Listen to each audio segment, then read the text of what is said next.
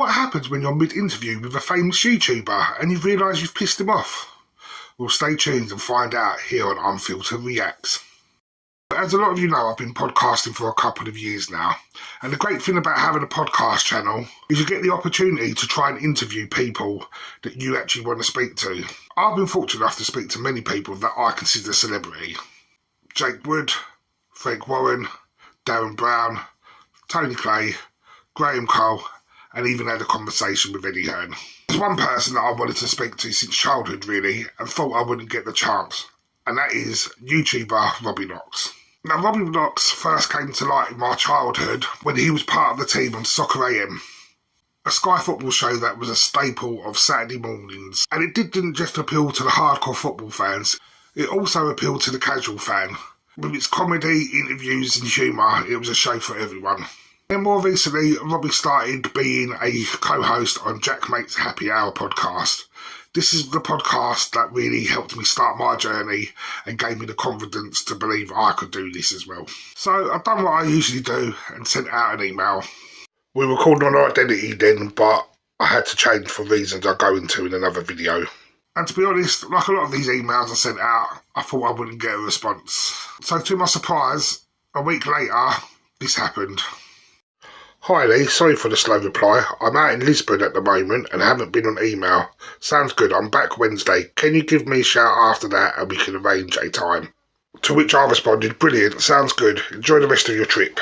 So I left it till the Thursday after he got back and I wrote, hi Robbie, hope you are well and had a good time in Lisbon. As regards for time to interview, I'm free evenings anytime after 7 and at weekend, so just let me know whatever works well for you and I'll arrange the Zoom link. Thank you again for agreeing to come on, it's really appreciated, kind regards. About a week goes by and I thought this ain't happening and then I got this. Sorry for not replying pal, how about Monday the 30th of October at 8:30? To which I reply, hi Robbie, that's great, I will sort out the link and I will see you then, thank you so much. I then received this email, hi Lee, I'm really sorry, I'm going to have to shift the interview on Monday as we are now recording a happy hour then, how about 8 PM on Tuesday the 31st? I was all set for the 31st. To be honest, I had been preparing for Monday the 30th, so in my head I sort of knew what was going to happen. Now usually when I have interviewed celebrities, I don't really get nervous around them, because my opinion of celebrity is we're all people at the end of the day. So I go into every interview with the same mindset. I'm meeting a person to talk to them. But the night of the 30th, my child was ill, which meant I was up all night. I tried to sleep in the day on the 31st, but I couldn't, and it got round to interview time. I went to my phone, loaded up the Zoom link, and waited in anticipation for Robbie to come on.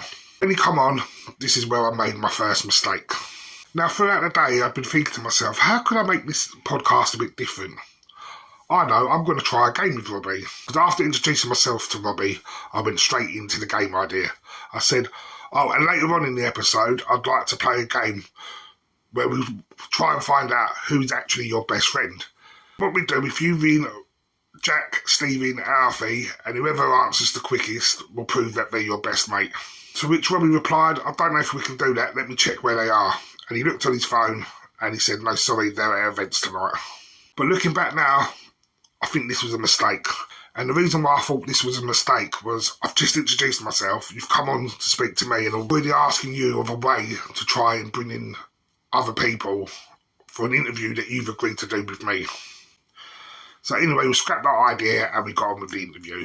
It was going fine in the interview. So different shows would come in. So I worked at the studio, so it wasn't one show. That things would come in for do their filming, block and go. So it was there was the first series of Weakest Link. There was what else? 15 to 1 was done there, which is like a quiz show. Until this question. Looking back now, do you think it's aged well? Because I've seen some clips on YouTube and stuff, and you was very close to the envelope on a lot of things. Do you think that's part of the reason why it's sort of, I don't know, once sort of your era sort of went, and they changed the presenters and had to change the format and stuff, it sort of lost, as you said, it lost that appeal. Now for the edit, the question ends there. In reality, that's where it should have ended. But I didn't want to come across like I was trying to put down Soccer AM for the attitude it had back then.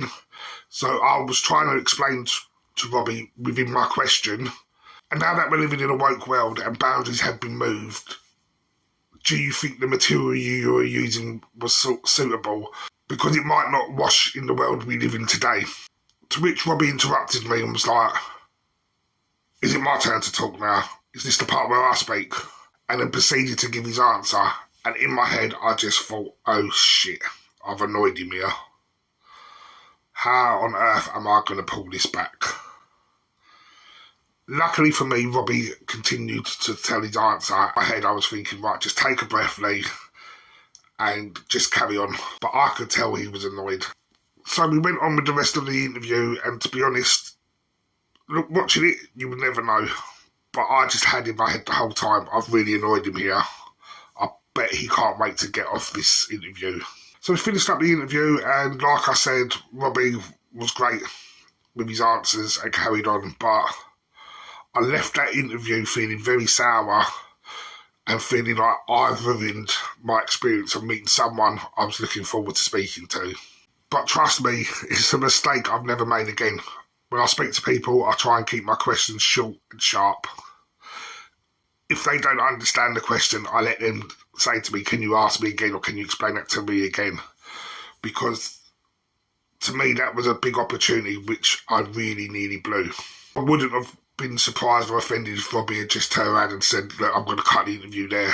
Robbie, if you ever watch this, for my part, I do want to apologise, and I do want to say thank you for being the professional, and thank you for giving us your time. There you go. That's what happens if you're not careful while you're interviewing someone. If you want to catch the full episode, it's linked in the description. Thanks for watching, and remember to leave a comment if you've got any funny celebrity stories. Hit that subscribe, and I'll see you in the next one.